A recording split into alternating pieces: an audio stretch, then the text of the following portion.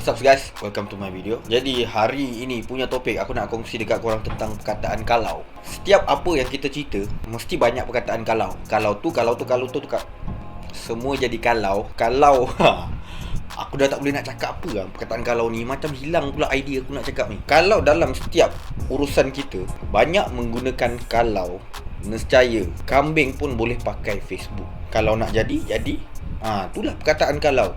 Jadi kita sebagai pengguna, kita jumpa, especially dalam niche aku lah, ni topik aku telco lah, telco ke streaming service ke, setiap seller akan mempromotionkan produk dia orang sambil menggunakan perkataan kalau. Sebagai contoh, abang pakailah SIM card ni, kalau ada member pakai, abang dapat commission. Kalau commission baru RM5 bang, 10 orang. Kalau 100 orang dah berapa? Kalau 200 orang dah berapa?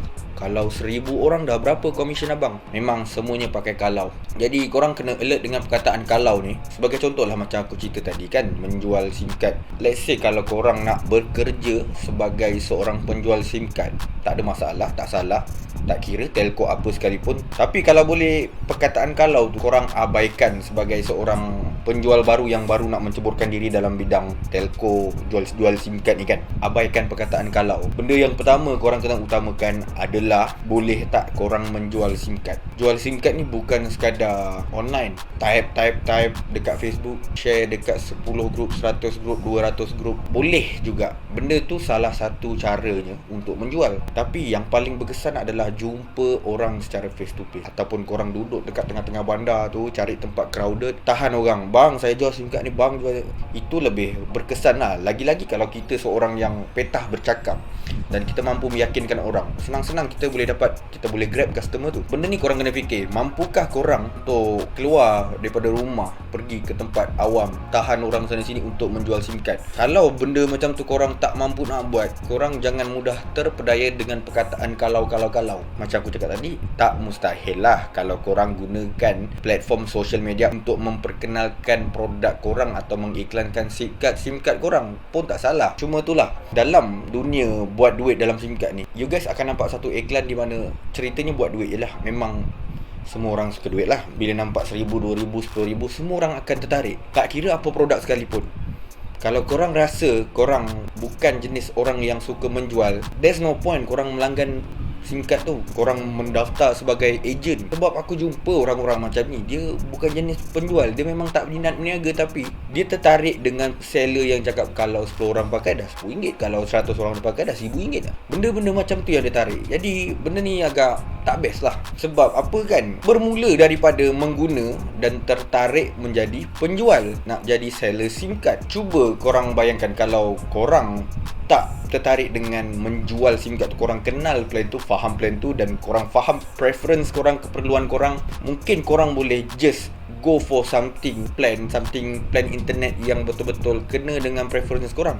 Taklah disebabkan korang langgan plan tu sebab korang nak jadi ejen, lepas tu nak jual SIM card, dan penghujungnya satu SIM card pun korang tak jadi jual. Adalah seorang mak pakai, lagi seorang adik pakai, lagi seorang sepupu pakai, 3 orang tak balik modal untuk bayar bil korang setiap bulan. Jadi daripada korang pakai mahal-mahal, mungkin korang boleh just stop benda tu, tak payah berniat untuk menjual sebab korang memang tak nak menjual. Pergi pindah kepada mana-mana telco yang menyediakan satu plan yang kena dengan preference. Benda ni agak macam susah aku nak cerita lah, tak tahulah korang faham ke tak, tapi cuba faham lah guys. Jangan mudah tertarik dengan duit. Kalau mudah sangat jual SIM card tu dapat duit, aku rasa tak ada orang miskin kat dunia ni. Aku rasa tak ada zakat fitrah lagi kot.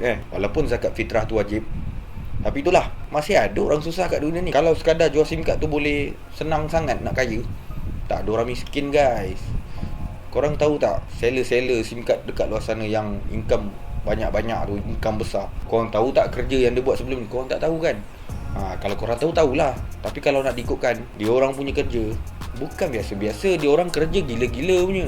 Kerja customer berapa banyak. Aku kenal beberapa orang yang income memang besar dalam jual SIM card ni. Bila aku tanya balik, memang aku dengar pun aku cakap, boleh ke aku buat macam korang ni? Apa gila lah, sebulan beratus customer cari. Ya, cuma sebagai pengguna, korang akan jumpa satu ayat yang lebih kurang macam ni lah daripada seller. Malaysia ni ada lebih daripada 30 juta populasi. Kau ambil 100,000 je daripada 30 juta tu untuk kau jual SIM card, dapat separuh 50,000. Dah berapa duit kau? Korang akan jumpa benda tu. Dan berbalik kepada apa yang aku cerita tadi, betul ke korang nak menjual? Korang nak kerja sebagai penjaja, penjual?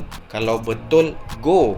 Tapi kalau tak menjual, korang tak ada niat nak menjual, jangan buang masa. Dia jadi tak berbaloi. Sebab kebiasaannya kalau kita sekadar nak mengguna, ada plan yang khas untuk kita sebagai seorang pengguna sahaja.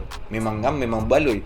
Tapi disebabkan kita tertarik dengan buat duit tu, plan tu tak kena dengan kita, tak berbaloi untuk kita, kita sanggup beli. Aku pernah duduk dalam situasi macam ni. Jadi apa-apa pun yang korang buat, kalau jumpa perkataan kalau tu, korang tengok betul-betul apa yang dimaksudkan dengan kalau.